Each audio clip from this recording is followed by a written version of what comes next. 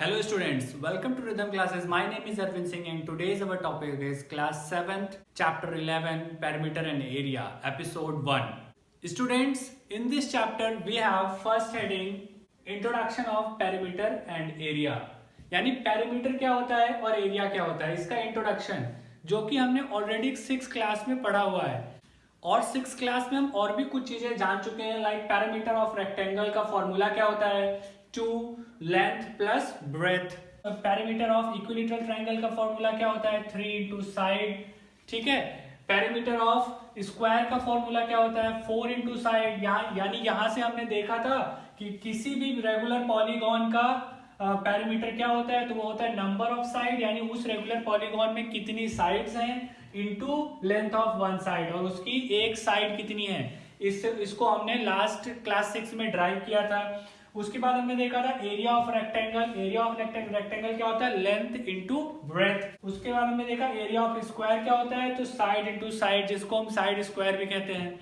ये सभी topic already हमने क्लास 6 में कवर कर लिए हैं। ठीक है, अगर आपको अभी भी कोई भी कंफ्यूजन है तो आप क्लास 6 की प्लेलिस्ट में जाके ये टॉपिक्स देख सकते हो। ठीक है, हम क्लास 7 में इसके आगे के टॉपिक्स को कवर करेंगे। Okay, now students our next topic is triangles as a part of rectangles. मतलब अब हम देखेंगे कि रेक्टेंगल्स के पार्ट में ट्रायंगल्स भी हो सकते हैं। सपोज हमारे पास कोई एक रेक्टेंगल दिया हुआ है, लाइक रेक्टेंगल ABCD, ये पॉइंट सपोज कर लेते हैं ABCD।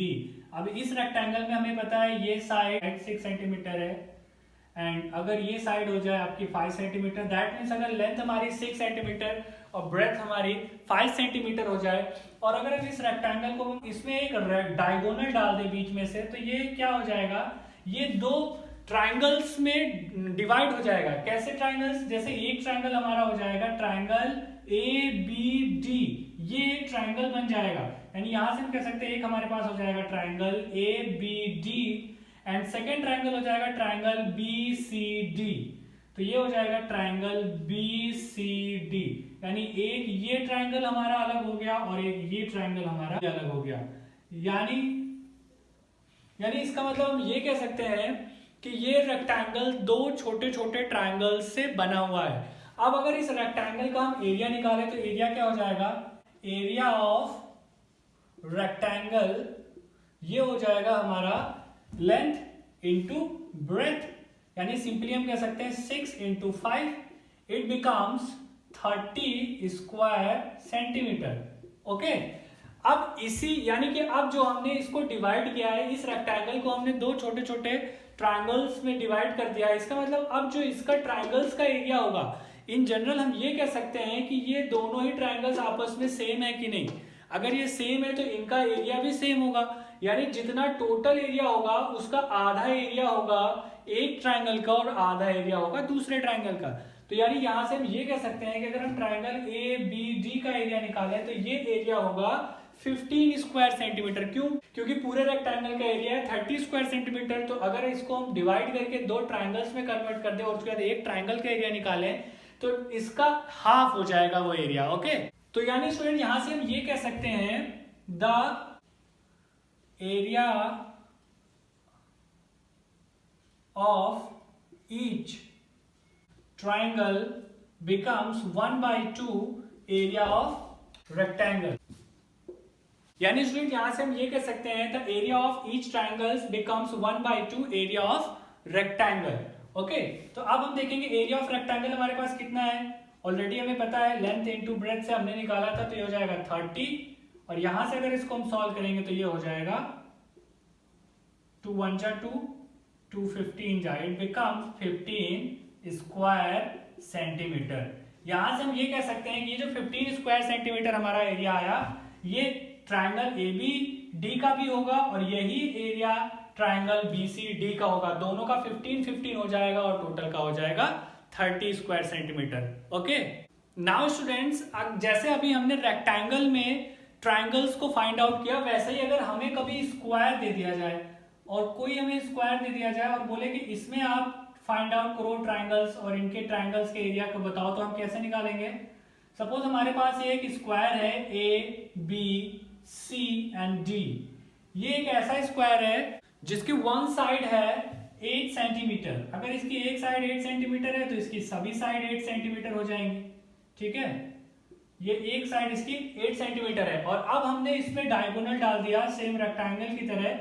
अब स्क्वायर में भी हमने डायगोनल डाल दिया, लेकिन इस बार हमने अगर इसमें 2 डायगोनल्स डाल दिए तो क्या होगा, ये एक स्क्वायर हमारा 4 छोटे छोटे ट्रायंगल्स में बट जाएगा और ये सारे के सारे ट्रायंगल आपस में बराबर होंगे। अगर इसके मिड पॉइंट को हम O कह दें तो यानी हमारे पास कितने ट्रायंगल्स हो गए, आप यहां से देखो, ये हो जाएगा एक ट्रायंगल ABO, यानी ABO, ये हमारा एक ट्रायंगल हो गया। एक ट्रायंगल हो जाएगा ट्रायंगल BCO,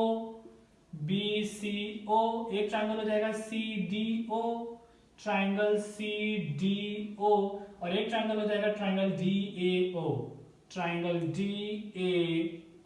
यानी यहां से हम ये कह सकते हैं कि ये हमारा स्क्वायर 4 इक्वल ट्रायंगल्स में बदल गया है। तो अगर अब हमें इन ट्रायंगल्स का एरिया निकालना होगा तो हम कैसे निकालेंगे? सेम प्रोसेस इसमें भी हम कर सकते हैं स्टूडेंट्स। इसमें हो जाएगा the area of each triangle becomes, क्या हो जाएगा, 1/4। 1/4 क्यों? क्योंकि अब हम इस स्क्वायर के 4 इक्वल पार्ट बना रहे हैं, तो उस 4 पार्ट में से एक पार्ट जो होगा वही तो हमारा इस ट्रायंगल का एरिया होगा। तो यानी हम कह सकते हैं 1/4 एरिया ऑफ स्क्वायर, यानी स्क्वायर के एरिया का 1/4 हिस्सा हो जाएगा एक ट्रायंगल का एरिया, और वही सारे ट्रायंगल्स का अलग अलग एरिया हो जाएगा। इसको अगर हम सॉल्व करेंगे, इट बिकम्स 1/4 इंटू स्क्वायर का एरिया क्या होता है, स्क्वायर का एरिया होता है साइड इंटू साइड, यानी यहां से हम कह सकते हैं साइड इंटू साइड। अब स्क्वायर की एक साइड हमें पता है, ये हो जाएगा 1/4 इंटू इसकी एक साइड हमें पता है 8, तो दूसरी भी हो जाएगी 8 इंटू 8 हो जाएगा, यानी इट बिकम्स 1/4 इंटू 64, 8 जा 64। नाउ अगर हम इसको सॉल्व करते हैं तो ये हो जाएगा 4 1 जा 4, 4 1 जा 4, 4 6 जा, and it becomes 16 square centimetre. यानी यहां से हम कह सकते हैं जो 16 स्क्वायर सेंटीमीटर हमारा आया, ये एक ट्रायंगल का एरिया आया, और इतना ही होगा पहले ट्रायंगल का, इतना ही सेकंड ट्रायंगल का, इतना ही थर्ड ट्रायंगल का, इतना ही फोर्थ ट्रायंगल का। यानी पूरे स्क्वायर का एरिया होगा 64 स्क्वायर सेंटीमीटर, और वो पूरा स्क्वायर 4 छोटे छोटे ट्रायंगल्स में बट गया है, तो सबका एरिया हो जाएगा 16 square centimetre. Okay, now students, our next topic is generalizing for other congruent parts of rectangles। इसका मतलब है कि अब हम और अदर पार्ट्स देखेंगे रेक्टेंगल के, अगर वो कॉन्ग्रुएंट है तो उनका एरिया हम कैसे निकालेंगे। सपोज हमारे पास एक रेक्टेंगल है कुछ ऐसा, और इस रेक्टेंगल की हमें एक साइड पता है लेंथ है 5 सेंटीमीटर और इसकी ब्रेथ है 4 सेंटीमीटर, और इस केस में अगर हम इसको यहां से 2 सेंटीमीटर की दूरी पर और यहां से 2 सेंटीमीटर की दूरी पर, दोनों ही साइड बराबर दूरी से इसको ऐसे हम डिवाइड कर दें, यानी इसको यहां से बीच में से काट दें, तब क्या होगा, अब हमारे पास एक पहले रेक्टेंगल था ABCD, अब ये एक रेक्टेंगल, और अब ये जो हमने काटा इसको हम नाम दे देते हैं E and F पॉइंट, और ये दूरी है अब हमारी 2 सेंटीमीटर्स, ये है 3 सेंटीमीटर्स, ये है 2 सेंटीमीटर्स, और ये है 3 सेंटीमीटर्स, और ये हमारी है 4 सेंटीमीटर्स। यानी यहां से हम ये कह सकते हैं कि अब ये एक रेक्टेंगल 2 कॉन्ग्रुएंट पार्ट्स में डिवाइड हो गया है। एक पार्ट है AEFD, ये एक पार्ट हो गया AEFD जो कि एक क्वाड्रिलेटरल के रूप में है, और एक पार्ट हो जाएगा EBCF एक पार्ट ही हो गया। यानी इसको हम कह सकते हैं फर्स्ट पार्ट इसका बन गया है, फर्स्ट पार्ट जो कि है AEFD, और इसका सेकेंड पार्ट जो कि बन गया है वो है EBCF। दोनों ही पार्ट आपस में कॉन्ग्रुएंट है। क्यों कॉन्ग्रुएंट है? क्योंकि इनकी सारी लेंथ आप देखो सेम है, 3 सेंटीमीटर इधर है, 3 सेंटीमीटर इधर है, 2 सेंटीमीटर इधर है, 2 सेंटीमीटर इधर है, 4 सेंटीमीटर ये है तो 4 सेंटीमीटर ये है।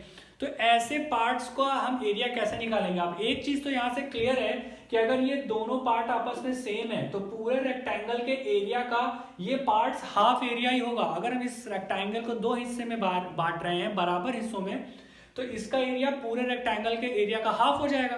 तो यानी हम ये कह सकते हैं द एरिया ऑफ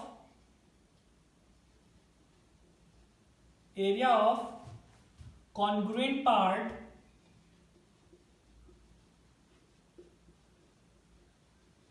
ये हो जाएगा equals to 1/2 area of rectangle, यानी रेक्टेंगल के एरिया का 1/2 हो जाएगा। अब हम इसको सॉल्व करेंगे तो ये हो जाएगा 1/2 एरिया ऑफ रेक्टेंगल यानी लेंथ इंटू ब्रेथ, यानी ये हो जाएगा इट बिकम्स 1/2 इंटू लेंथ क्या है हमारे पास 5 सेंटीमीटर इंटू ब्रेथ है 4 सेंटीमीटर, इट बिकम्स 1/2 इंटू 5 4 जा 20 और यहां से हो जाएगा 2 1 जा 2 2 10 जा, इट बिकम्स 10 स्क्वायर सेंटीमीटर। यहां से हम ये कह सकते हैं कि ये हमारे कॉन्ग्रुएंट पार्ट का एरिया हो जाएगा 10 स्क्वायर सेंटीमीटर, यानी 10 स्क्वायर सेंटीमीटर हो जाएगा पहले पार्ट का एरिया एंड 10 स्क्वायर सेंटीमीटर हो जाएगा सेकेंड पार्ट का एरिया। ओके यहां से हमें ये पता चला कि ऐसे ही अगर कभी रेक्टेंगल हमें दिया हो या कोई स्क्वायर दिया हो जिसके कुछ सेम कॉन्ग्रुएंट पार्ट्स बन रहे हो तो उनका हम एरिया सिंपली निकाल सकते हैं इन्हीं फॉर्मूलों का यूज करके। उनके लिए कोई हमें नए या कोई डिफरेंट फॉर्मूलेज की जरूरत नहीं है, इन्हीं का यूज करके हम बहुत सारे एरियाज निकाल सकते हैं। Okay students, I hope you like this video, but if you still have any confusion on this topic then feel free to tell us. You can also follow us in Facebook and Twitter. Links are given in the description below. Thank you.